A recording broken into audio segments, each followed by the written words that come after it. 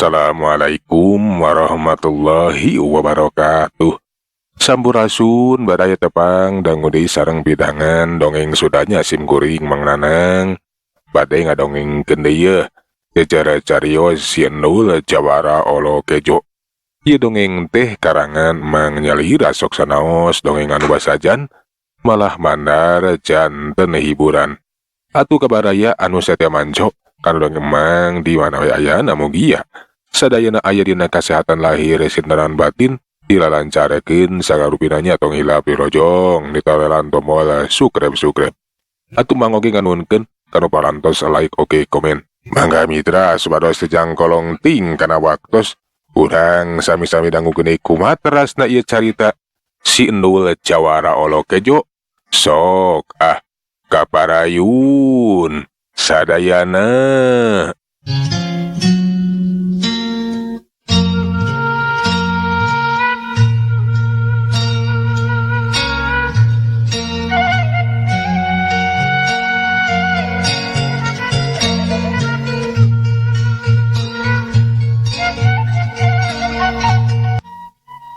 Nyaki mending oge dua teh mah heula ari beuteung geus wareg mah jongjon. Kituna teh geus teu baca tur habak wae atuh sangujeung pada teh di dahar mani cecelebakan. Kawas anu kokoro da puguh geus saminggu atuh beuteungna teh kakadadeusian. Kitapa jeung si Ijot mah ukur larajo we teu kaget deui lantaran geus apal kana kabiasaan si Endul. Sangu sababoko ngan sakieu kedae ta atuh uapna ge meni badag. Geus beres dahar laju ngobrol. Ari anu jadi bahan obrolan detaya lian dingeunaan orai naga anu kaluar tina jero beuteung si Endul. Jadi eta rohai teh orai naga teh ki sumuhun asa teu kaharti. Nah bet aya dina jero beuteung Endul. Kapan teu apal mimitina teu ngarti. Nya eta orai teh lain saorai-oraina mangrupakeun orai naga. Bisa jadi mangrupakeun jelmaan tina kakuatan anu sumanding dina diri maneh. Tah kitu Endul. Tah lamun kitu mah kaharti bisa jadi ki. Tapi lamun nya jelmaan kakuatan anu sumanding dina awak Endul, nah di mana sumberna? Kumaha mimitina? Piraku atuh teu pupuguh mah. Kita apa dikitukeun mamari ngahulang atuh da puguh manehna geus sarua we bingung. Teu apal ari mimitina mah di mana sumberna. Lebah dieu kula oge teu apal di mana asalna. Eta sumber kakuatan deui. Ngan bae nu jelas eta orai teh mangrupa jelmaan kakuatan lain orai. Nya saorai-oraina. Kulantaran meureunan di bawah tapa. Jadi kakuatan maneh teh nemongkeun diri. Nya ngadah kanyahoan lamun diri maneh teh aya kakuatan anu sumanding. Tah kitu. Dan kitunya ki nya tapi ieu teh kakara pamanggih kula wungkul. Saukur kamandang lain pastina. Nya muhun-muhun. Anak kitu mah bener ku cara tapa. Endul teh kiwari aya perubahan. Kakuatan teh beuki nemongan. Ari pamendak Endul mah sumber kakuatan teh tina jero beuteung Endul eta teh. Margi beuteung Endul teh kapan sering dieusian. Sering latihan jurus ngahuap. Janten aya kakuatan. Tuh kapan katinggal kuki guru oge. Beuteung Endul teh duki sagede kieu yeuh. Meni meneyang kieu. Halah. Nya euy bisa jadi lantaran beujit maneh mah jiga karet euy Endul. Beuteung maneh jiga kadut kitu sagala asup atuh ku kituna.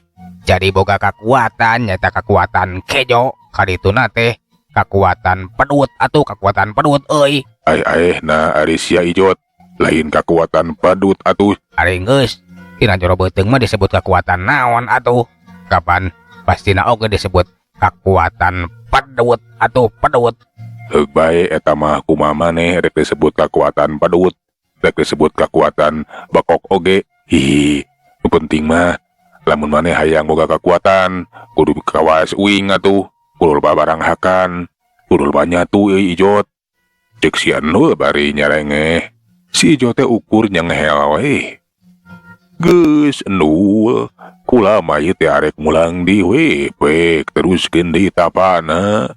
Nepi ka maneh boga pangabisa.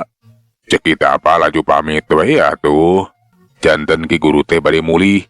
Nul teh betah keneh ngobrol. Nya kapan kula teh didagoan. Batur siapa guruan maneh teh latihan jurus. Nya kula teh kudu ngalatih deui. Ieu teh bisa lila-lila. Nya mangga atuh Ki. Nuhun pisan parantos nganteran ka Nul. Mangga ku Nul tapa teh bari diteraskeun. Sok sanajan dugi ka iraha bae oge. Nu penting mah ngabuahkeun hasil. Atuh geus terbaca atur harita kita teh langcu we ngaleos indit ninggalkeun eta guha. Sedengkeun si Nul oge neruskeun di tapaan.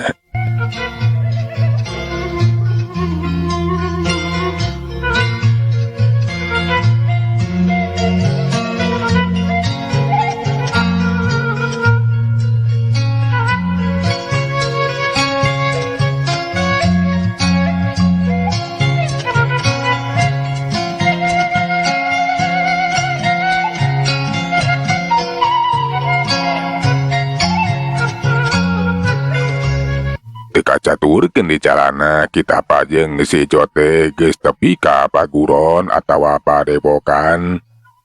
Tuluy wae atuh ngalatih murid-muridna sedengkeun si Jot ge sarua wae ngagabung jeung murid-muridna kita panu sejena. Saturkeun si Otong anu sarua melu latihan katara ayeuna mah jiga anu haroream. Ari kitu nama sabada usahana gagal teh jadi aral atuh. Lantaran ari kudu unggal poe beberesih mah beberes. Bari jeung teu ngabuahakeun hasil kalah kacapena cenah. Kita pa nu heran ku kayaan si Otong laju tumanya. Nah kunaon Otong? Latihan teh jiga anu haroream. Basa ditanya kitu teh si Otong teh atuh rada we reuwas lantaran geuningan cenah kita pa teh merhatikeun ka dirina. Kumaha cenah nya pijawabeun? Atuh si Otong teh sabisa-bisa kudu bisa ngareka carita. Mohon Ki, sanes hoream ieu teh puguh, awak teh keur tagarenah kieu nuju teu raraos. Teh malah si Otong anu cenah keur tagarenah awak. Atuh dijawab begitu mah, kita pagi henteu papanjangan, ieu curiga disangkana mah bener we. Samalah manita si Otong jig cenah reureuh heula we ari kurang sehat mah. Kaitu sarekeun ulah mah kesakeun maneh ari awak kurang sehat mah Otong. Meureun maneh teh kacapean atuh da bari mantuan pegawean bi enok. Sumohon Ki. Nuju dipareng we ieu mah. Nya atuh abdi mah bade reureuh heula. Samentawis mah pamitos jagjang mah panginten raweseun latihan oge Ki. Si Otong laju ngoloyong we ini tinggalkeun tempat latihan sup asup ka jero kamar ge kriuk. Geus aya di jero kamar mah ngahulang we bari mikir. Nah kudu kumaha cenah atuh carana sangkan nganyahoankeun di mana eta kujang pamuka. Tetela si Tapa teh merhatikeun ka aing. Nyaaheun meureunan. Mana kitu ge bakal tingkup percaya deui. Puguh ke aing mah lain gering. Tapi haroream so teh. Atuh da kalah kacapena we. Bari jeung barang gawe sagala rupa. Ari kujang pamuka can kapanggih di mana nah. Lamun terus-terusan kieu mah. Ruksak awak aing teh capek. Capek hate, capek gawe. Nya di mana atuh eta kujang pamuka teh? Nya sapira aku aing kudu kabur mah balik deui ka leuweung bebeja kaki lintung mah. Ari balik teh hasil mah pasti bakal dicarekan aing teh. Inggis disiksa pajarkeun aing goreng gawe. Enya. Tapi ari cicing di dieu. Kieu geuningan acan ngabuahkeun hasil kalah kacapena. Tapi ketangkeun lah. Susuganan jeung susuganan aya pituduh. Arek disabaran bae. Cek si Otong. Ukur ngecabrak we ngocomang sajeroning hatena. Kilila goledag mana teh ngagoledag dina enggon. Teu poe sare. Terila oge geus kadenge atuh kerek manis sasagor. Sarena oge rada kebal aya tapi atuh hudang-hudang teh basa geus liwati sareupna. Jeung deui kageureuwahekeun kukayaan di eta paguron anu pahibut. Loba murid di kitab anu lalumpatan bari cing pati ngorowok pati ngecorowok. Aya anu ribut cenah anu ribut. Ari anu ribut teh cenah nyaeta di luar paguron atau di luar padepokan. Da eta aya jalma anu ngahaja nyieun kaributan. Barang dihadang teh kalah kader we atuh galungan. Si Otong ge jadi penasaran, saha cenah nu nyieun kaributan di luar padepokan teh. Aya kaributan? Cenah aya jalma anu nyieun kaributan di luareun padepokan? Nah saha? Moal kitu kilintung sapara kanca. Tapi piraku kapan manehna mah keur ngutus aing ku cara dedemitan, ku cara lantip. Enya lain pihak aing atau pihak maung hideung ieu mah nu datang ka dieu nyieun kaributan teh. Pasti pihak sejen. Keun, ku aing urang teang. Si Otong teh ngunihang cengkat. Geus kitu mah laju we milu kaluareun padepokan. Basa tepi kaluar, kaayaan teh beuki pahibut. Bari kasaksian aya lalaki jangkung badag keur dihurup ku sababaraha urang murid di kitab. Atuh si Otong teh ukur lalajo atempo nu keur tarung teh maniragot. Heak Den Bakar naraja ngaheumbatkeun leungeun ka tuhuna. Peureupna nyuruwuk rek ngagedor kana dada. Disusul ku Winaya anu ngabantu narajang sukuna teh arek najong cangkeng eta si lalaki. Tapi eta si lalaki jangkung badag anu berewokan dengan sakilat. Dua panarajang ti dua jurusan teh bisa ditadah jeung disingkahan. Plos, beureub Den Bakar nyamos mirepas ka hareup. Sedengkeun tajongan Winaya ditakis ku leungeun ka tuhuna. Pak, bangkieung. Winaya teh nepikeun ngabangkieung atuh bari karasa pincurang teh manilinu. Nah sahanya eta nu berewok teh. Hebat kita bisa ngungkulan si Den Bakar jeung si Winaya. Kapan eta kadua muridna kitab teh lumayan elmuna teh pang unggulna yeuh. Tuh tinggal alah. Nya najan dibantuan kuno sejen oge. Eta si berewok teh tah bisa ngimbangan. Hebat oge nasanya. Si Otong teh beuki penasaran atuh nah saha cenah eta lalaki jangkung badag anu berewokan teh tetela pangartina teh henteu bisa dianggap enteng. Sakitu pada ngahurup tapi masih keneh tagen we. Kiajeleng seak si Ijot jeung si Sujan kiwari mah nu giliran maju narajang mantuan.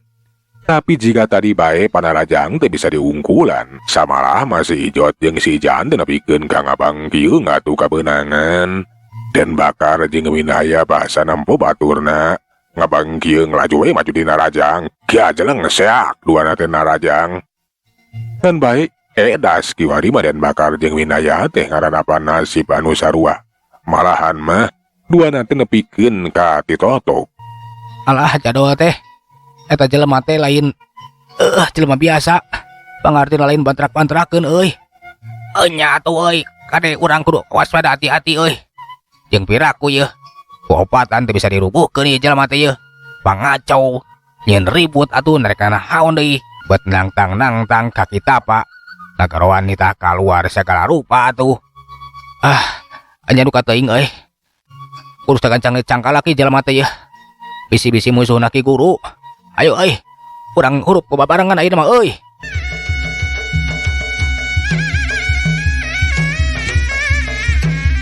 Kiwari mah meh bareng atuh nu opata teh cung jeleng narajang ka si lalaki anu jangkung badag beri berewokan. Basa mireungeuh nu opatan maju narajang. Eta si lalaki teh kawas anu teu sieuneun teh yeuh kimir, tetep tenang gugur seuring ngagagak. Kawas anu nangtang bae. Asok sia marajo kabeh. Montong obatanana lah. Kabeh sakabeh murid da si tabak keterukeun. Lantaran keur aing memalena naonan euy. Panarajang ti opat jurusan teh atuh laju we ditadah ku eta si lalaki anu jangkung badak. Walu karna nu opatan teh nepikeun ka ngabangkieung tetela tanaga si lalaki jangkung badak teh pedasna keur Tanaga jerona lain bandrak-bandrakeun. Atuh baturna nu sejen nu tadi lalajo teh cung jeleng kiwari mah. Ngahurup ka eta si lalaki jangkung badak lantaran jelasna moal bisa diunggulan ukur ku saurang dua urang. Maju urang bantuan oi. Setelah ieu jelema teh mah bisa dialihkeun kukurku saurang dua urang. Atuh bantuan si motong jadrog wae euy, kepung wakul buaya mangap euy. Corelat gajeleng pating paretak pating belesat atuh murid kita panus liana teh ngahurup ka si lalaki anu jangkung gede. Kiwari mah kudu kapaksa nyang hareupan musuh anu lain saeutik.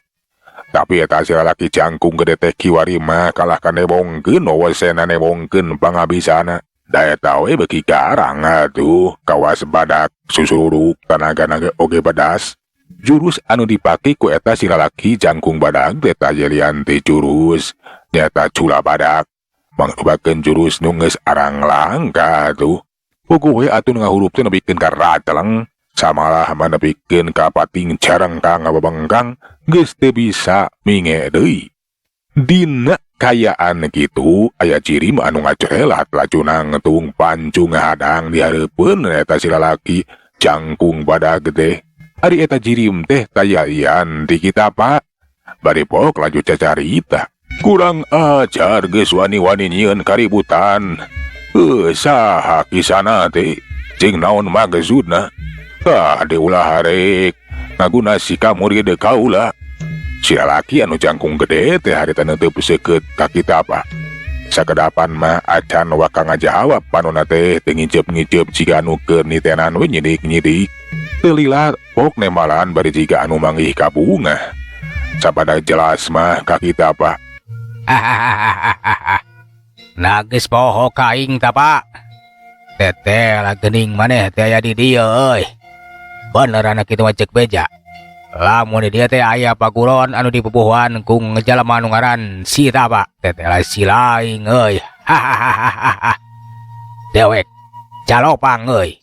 Ngadenge jawaban eta si lalaki anu jangkung badak bari berewok. Atuh kita pate mani ngahuleng. Nah saha cenah kawas anu nginget-nginget. Sakedapan mah ukur nyidik-nyidik. Tapi ari kana eta sorana mah asa geus kungsi cenah wawuh. Ngan bae saha cenah eta dapuguh katutupan ku cemros jeung kumis won kitu dikodek manibala. Ngan bae basa ngakukeun ngaran Jalopang. Moal kitu cenah eta si Jalopang teh adina wikat mah. Nah bener maneh teh Jalopang adina si wikat mah. Bener ai. Syukur ari maneh masih kena ingat masih eta pak. Dewek datang ka dieu buku ngahaja deuleu neneangan si laing. Lantaran dewek teh arek balitungan, arek males ka nyeri. Siang geus ngojoran lanceuk aing. Ku kituna. Beuting ayeuna sia kudu narima kawalesna. Jeung sia kudu masrakeun ku Jang Pamuka. Kita apa maneh ngaranjuka gitu sangga geuning eta jalma teh tayalian di adina wikat mah nyata si Jalopang geuning. Anu baheula mah masih keneh rumaja. Tapi ayeuna mah tina pangawakan geus beda. Malahan marupana teh kitu balahan katutupan ku cemros kodek jeung gumis. Ari eta wikat mate salah saurang jalma jahat nu baheula kungsi adu hareupan jeung eta kita pak. Jalma jahat nu sarua ngincar-ngincar harta karun arek ngarebut ku Jang Pamuka. Baheula eta wikat mate basa arek ngarebut ku Jang. Atu hareupan jeung kita apa nepikeun ka ajal binasa. Ai geuning maneh teh Jalopang. Nya geus gede ayeuna mah euy. Ayeuna mah aing geus gede deuleu. Salila ieu aing teh ku guru ilmu deuleu sia. Lantaran nyeri hate ku sia. Nu jadi lanceuk geus dikocoran. Perlu dikanyaokeun kajadian sawatara waktu ka tukang teh. Antara kula jeung si wikat mate nya kapan. Lain salah kula. Jelas lanceuk maneh teh kapan mamaksa menta ku Jang Pamuka. Kula mah sakedar ngabela diri. Dapugu boga pancen pikeun ngajaga jeung ngariksa. Ti heula oge ku kula teh. Kapan hitah ini kula arekeun maksakeun ka hayang.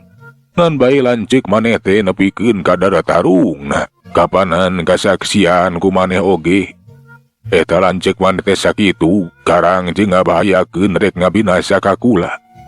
Kula mah ukur ngabela diri cek tadi oge, teu boga niatan ngabinasa.